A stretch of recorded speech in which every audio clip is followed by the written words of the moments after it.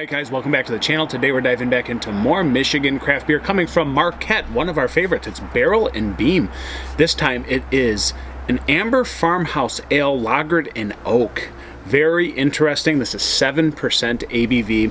I feel like Barrel and Beam's really diversified their portfolio with beer styles, guys. They've just done all different kinds, and kinds you just really aren't accustomed to seeing. Where do we really see an amber farmhouse lagered in oak? We really don't here in the Michigan market. So shout out to them and what they do up there in the UP, keeping it real. So again, 7%, not a small beer, but not a massive one. And we pour our hearts into our passionate pursuit of naturally carbonated farmhouse ales and ciders. That's what they specialize in. Fall in love with our special beers and ciders. Extraordinary is what the heart of is at the heart of what we do best. So it gives you a little life in Michigan. That's what it's called. So why wouldn't I review this beer? It's a Michigan beer channel, craft beer channel. Why wouldn't we do the life in Michigan? It's only fitting. So I don't see a canned on date. I want to say that this is at least a month old, probably time of recording. It is the 13th of November. Am I right? I don't know. Yeah, it's the 13th of November. I'm losing track of days. Got the special Barrel and Beam glass because we've been there. We like Marquette and we love Barrel and Beam. So let's get into this one. Looks like a cider or like a kombucha or a Hefeweizen. That's kind of what it looks like to me, guys. It's definitely not translucent. You're not seeing through this one. It's a dark apple cider, orange, copper, amber. And those are all the descriptors I can give you. It's very prominent. You can see it, I can see it, we all see it. A nice creamy head sitting on top, dissipating a little bit, but still subtly holding its form and shape. We have nice carbonation streaming to the top, guys. So really not a style I'm accustomed to really drinking very often. So I will be honest, this is out of my realm a little bit, but we're gonna dig in because it's all about the Michigan craft beer game. Let's get a nose.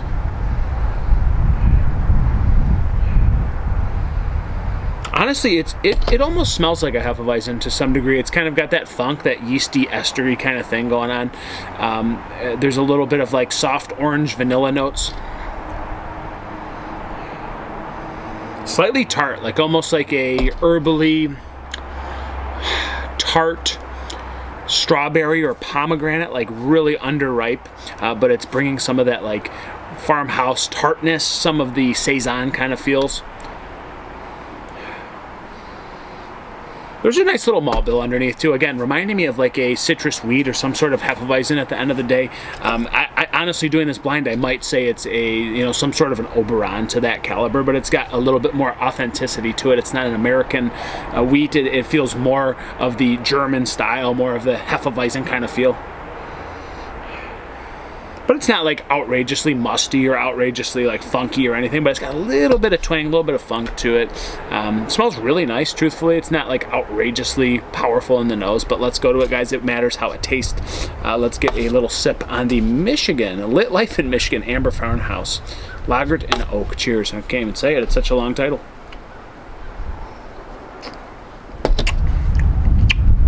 Yeah. Dude, it totally gives me like Hefeweizen vibes. That's what I'm getting, guys. Like that yeasty, estery, funky Hefeweizen from Germany. But it's super dry. There's not a big like malt bill of sweetness. It's certainly crisp and dry on the back end. I can get a little bit of that like oaky woodiness, a little bit of that herbally funk. But it doesn't finish sweet. It doesn't finish overwhelming at 7%. It's really a nice sipper at 7%. It has a little bit more hardiness to it, a little bit more, I call it grit in the middle of the mouthfeel. It's got the subtle maltiness. And it's a darker malt. It feels a little bit bigger, but again, nice and refreshing on the back end for what this has been and what it is with ingredients here.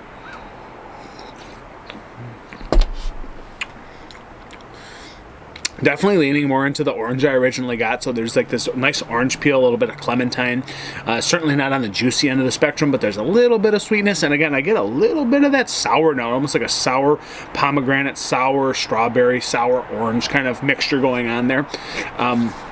This is so outside my realm, but it's so good. Like, this is a very tasty beer for what it's worth. Malty, it's not like the craziest malty beer I've ever had, but it does have a nice maltiness.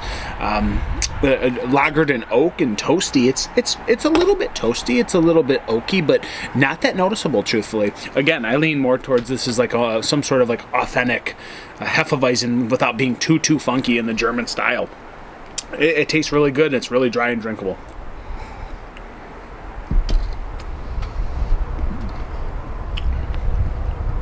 A little bit of that funk shows itself just through the middle and then towards the back end, and then again that nice bitterness, a little bit of the woody, earthy kind of soil, a little bit of that just oak showing itself a little bit, flexing against the malt.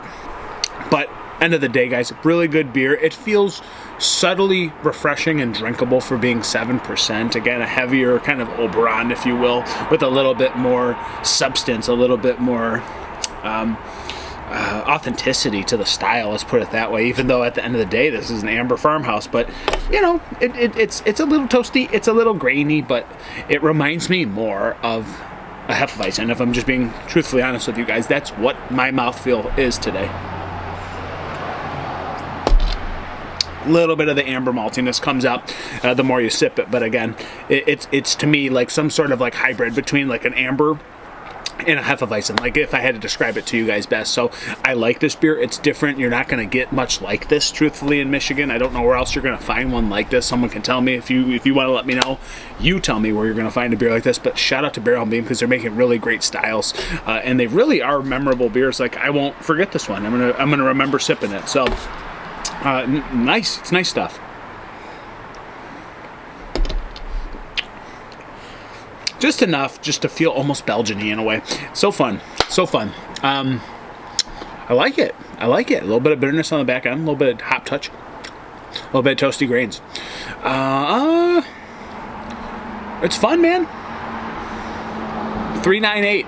398 out of 5. It's not like my favorite style, but it's really fun. It's different, and I don't get ones like this very often. 398 out of 5 respectfully. Shout out to Barrel and Beam. And guys, if you're going to pour a beer, pour a Michigan beer.